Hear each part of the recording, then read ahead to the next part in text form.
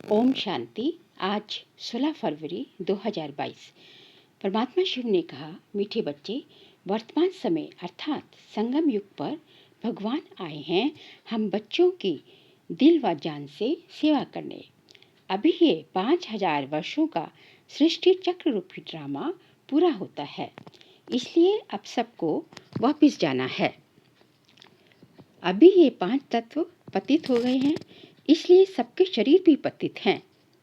जब ये 5 तत्व पावन बने तब हमारी कर्मातीत अवस्था होगी, क्योंकि जब हम आत्माएं कर्मातीत बनेंगी तो हमें पावन तत्वों का बना हुआ शरीर चाहिए। जब हम बच्चे पूरे पावन बन जाएंगे तो यहाँ पतित दुनिया में रह भी नहीं सकेंगे। पावन बने तो पावन दुनिया में पावन शरीर चाहिए, इसलिए अभी हम हाफ कास्ट हैं। अंत में जब हमारा पूरा बुद्धि योग जम जाएगा, हमारे सब विकर्म विनाश हो जाएंगे, हम पावन बन जाएंगे और हमारी कर्मातीत अवस्था हो जाएगी। वास्तव में सभी जीवात्माएं मुसाफिर हैं। जैसे बाप को परमधाम से आना पड़ता है, वैसे हम बच्चे भी परमधाम से आते हैं ये पाठ बजाने। बाबा कहते हैं, मुझे तो सारी कल्प में एक ही बार संगम पर आना होता है। हम बच्चे तो एक बार यहाँ आकर फिर यहाँ ही पुनर्जन्म लेते रहते हैं, पर परमात्मा तो एक ही बार संगम पर आती हैं और बच्चों के पास आकर बच्चों की दिल व जान सिख व प्रेम से सेवा करते हैं। बच्चों को ही पिता से वर्षा मिलता है। वह है हद के पिता, पर ये है बेहद का पिता। ये कोई नहीं जानता कि हमारा परम पिता कब आते हैं, हमारे परम पिता कब आते हैं। परमात्मा कहते हैं, मीठे बच्चे, अब ये ड्रामा पूरा होता है, वापिस चलना है, पर जाने का रास्ता कोई जानता ही नहीं। अभी हम जानते हैं कि बीच में कोई भी वापस नहीं जा सकता। जब सबका पाठ पूरा होता है तब ही भगवान को आना पड़ता है सबको वापस ले जाने के लिए। हम जानते हैं कि हम सब आत्माएं जब शरीर में हैं तो शरीर के नाते भाई बहन हैं। हर एक को अपना अपना पाठ पूरा करना है, फिर सबको अपने अपने समय पर पाठ रिपीट करना पड़ेगा। हम सभी सीताएं हैं, सभी सीताओं का एक राम है। सब बच्चे याद करते हैं, भक्ति करते हैं। ये ड्रामा 5000 वर्षों का है। बाबा कहते हैं, तुम अपने जन्मों को नहीं जानते, पर मैं तुम्हारे जन्मों को जानता हूँ। लाखों वर्ष की बात तो कोई बता न सके। मुख्य पहली बात यह है कि गीता का भगवान कौन है। ड्रामा अनुसार भगवान को भूले तभी तो भगवान आए। सिर्फ गीता पढ़ने से कुछ नहीं होता। परमात्मा खुद ही आकर बच्चों को राजयोग सिखाते हैं। बाबा कहते हैं, ये नई नई बातें जो मैं तुम्हें सुनाता हूँ, ये सब प्रायलोप हो जाएंगी। ये परंपरा से नहीं चलती, और जो धर्म स्थापक वगैरह आते हैं उनका ज्ञान तो अंत तक चलता है। एक दो को सुनाते आते हैं, यहाँ न सुनने वाले न सुनाने वाले रहेंगे, सब चले जाएंगे। सतयुग में तो ये भी नहीं जानते कि हम 16 कला संपूर्ण हैं। सतयुग है प्रारब्ध वर्तमान संगम युग का। 16 कला से फिर 14 कला बनते हैं। ये उनको यदि पता रहे तो राजाई की खुशी ही चली जाए। देवी देवता धर्म स्थापन करने वाले को ही अर्थात परमात्मा को ही भूल गए। जितनी गीता की महिमा है उससे ज़्यादा महिमा तो भारत की है, परमात्मा की है।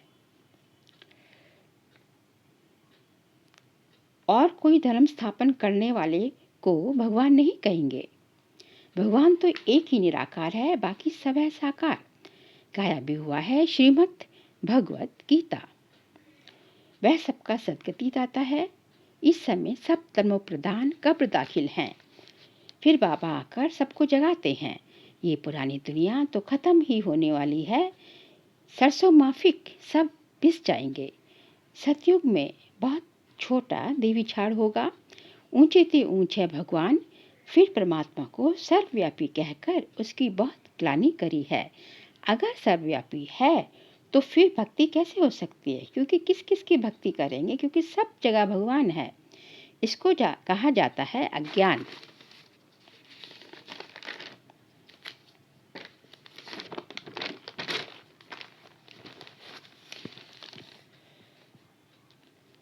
जन्म बा जन्म लौकिक जन्म देने वाले पिताए मिलते आए हैं, पर ये पिताओं का पिता, पारलौकिक पिता इस एक जन्म संगम युग पर ही मिलता है, जो सबको वापस अपने घर ले जाता है।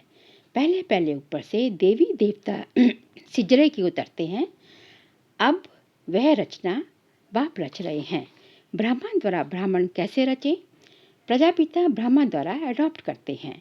देवी देवता सिजरे के बाद फिर नंबर वार उतरते हैं।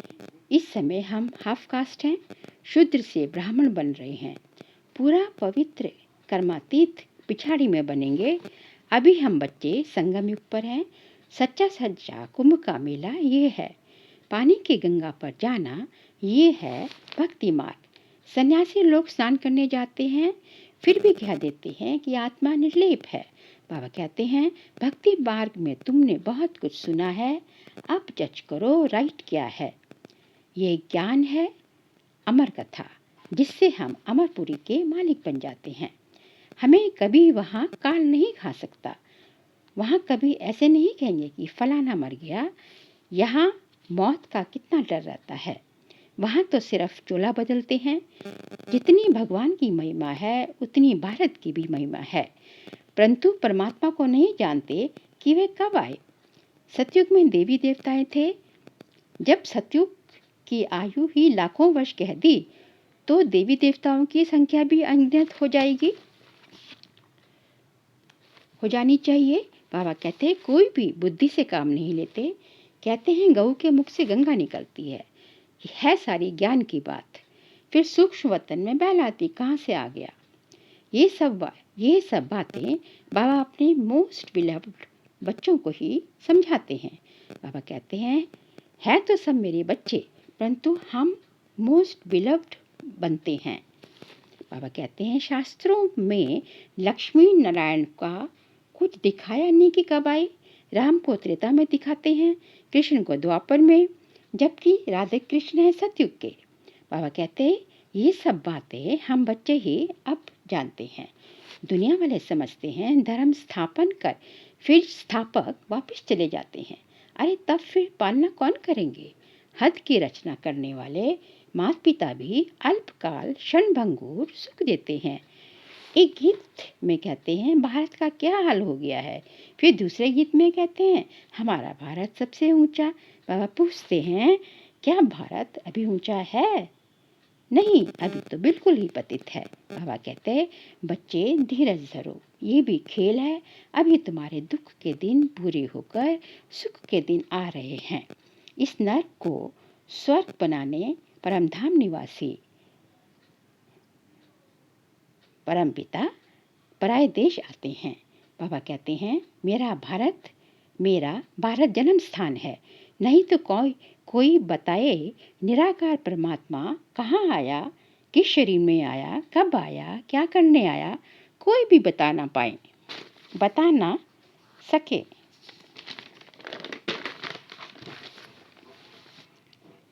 बच्चे जानते हैं परमपिता परमात्मा कैसे आकर पतितों को पावन बनाते हैं। परमात्मा कहते हैं बच्चे मेरे पास और कोई इलाज नहीं है।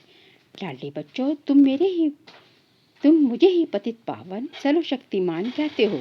अब तुमको शक्ति चाहिए 5 विकारों पर जीत पाने की। हिंसक लड़ाई की यहाँ कोई बात नहीं है। ये है गुप्त। सिर्फ भगवान को याद करो। इसको ही जप्पा जाप कहा जाता है। अभी सबकी वानप्रस्थ अवस्था है, अर्थात वाणी से परे जाने की अवस्था है। शांति धाम सबको जाना है। वहाँ से फिर ऑटोमेटिकली हम सुख धाम में आ जाएंगे। शांति तो हमारा स्वधर्म है। यूं तो इस रावण राज्य में शांति मिल ही नहीं सकती। बाकी थोड़े समय के लिए चाहिए तो अशरीरी होकर बैठ जाओ। शांति तो सबको चाहिए। अगर 101 करोड़ भी शांति में बैठ जाएं तो भी शांति हो ना सके। ये है अशांति की दुनिया। शांति के लिए कोई राय नहीं निकल सकती। ये तो गॉड फादर की ही जवाबदारी है। हम बच्चे इस समय त्रिकालदर्शी हैं। ऋषि मुनि कहते हैं हम ईश्वर को नहीं जानते, नास्तिक हैं। अभी हम आस्तिक बने हैं। परमात्मा और सृष्टि चक्र के आदि मध्य अंत को जानते हैं। हमें ही तीनों लोकों की नॉलेज मिली है, अर्थात हम ये त्रिलोकीनाथ बनते हैं। लक्ष्मी नारायण को ना त्रिलोकीनाथ ना त्रिकालदर्शी कहेंगे। विष्णु को सुदर्शन चक्र दिखाते हैं और विष्णु के दो रूप हैं, लक्ष्मी और नारायण। राधे कृष्ण ही सतयुग में लक्ष्मी नारायण बनते हैं। अभी रुद्र ज्ञान यज्ञ न कि कृष्ण ज्ञान यज्ञ चल रहा है, जिसमें सारी पुरानी दुनिया की सामग्री स्वाहा होनी है। रुद्र कहते हैं शिव को, कृष्ण तो सतयुग का फर्स्ट प्रिंस है, वह क्या यज्ञ रचेंगे। रुद्र यज्ञ से विनाश ज्वाला प्रज्वलित होती है। सतयुग में यज्ञ रचने की दरकार नहीं है। इस यज्ञ के सिवाय बाकी सब है मटेरियल यज्ञ। इस रुद्र यज्ञ से ही मनुष्य देवता बनते हैं। इसलिए कहा जाता है देवताएं पुरानी पतित दुनिया में नहीं आते हैं। हमें तो बाबा ने सब साक्षात्कार करा दिया है। आज का वरदान है शुद्ध संकल्पों के घेराव द्वारा सदा छत्र छाया की अनुभूति करने वाले दृढ़ संकल्पधारी भव। हमारा एक शुद्ध व श्रेष्ठ शक्तिशाली संकल्प बहुत कमाल कर सकता है। शुद्ध संकल्पों का बंधन व घेराव कमजोर आत्माओं के लिए छत्र छाया बन सेफ्टी का साधन व किला बन जाता है। सिर्फ इसके अभ्यास में पहले युद्ध चलती है। व्यर्थ संकल्प शुद्ध संकल्पों को कट करते हैं, लेकिन यदि दृढ़ संकल्प करो तो आपका साथी स्वयं परमात्मा है। विजय का तिलक तो सदा आपके ऊपर लगा ही हुआ है। सिर्फ इसको इमर्ज करो तो व्यर्थ स्वतः मर्ज हो जाएगा। समर्थ व श्रेष्ठ संकल्पों को इमर्ज व व्यर्थ संकल्पों को मर्ज करने का ही ये खेल है। स्लोगन: फरिश्ते स्वरूप का साक्षात्कार कराने के लिए शरीर से डिटैच होने का अभ्यास करो। तो आज हम सारे दिन यही अभ्यास करेंगे, डिटैच होने का। मैं आत्मा ज्योति स्वरूप चैतन्य स्वरूप सितारा हूँ। अब मैं अपने आकारी स्वरूप अर्थात फरिश्ता स्वरूप में स्थित होकर इस साकार लोक की बंदिशों को छोड़ ऊपर वतन में उड़ चला। वतन में ब्रह्मा बाबा एक तेजस्वी चमकते हुए फरिश्ते के रूप में मेरे सामने हैं। उनके मस्तक पर मेरे परमपिता शिव बाबा चमक रहे हैं। कुछ देर वहाँ बैठता हूँ। एक बहुत ही सुखद अनुभव कर रहा हूँ कि बाबा ने अपना वरदानी हाथ मेरे सर के ऊपर रख दिया है और मुझे इशारों में कह रहे हैं, बच्चे कुछ भी चिंता मत करो, मैं हूँ ना सदा तुम्हारे साथ, हर पल तुम्हारे साथ। बस मेरा हाथ और मेरा साथ कभी मत छोड़ना। बाबा की प्यार भरी मीठी दृष्टि और वरदानों को अपने अंदर संजोकर फिर मैं फरिश्ता धीरे धीरे इस साकार वतन में लौट रहा हूँ। ओम शांति।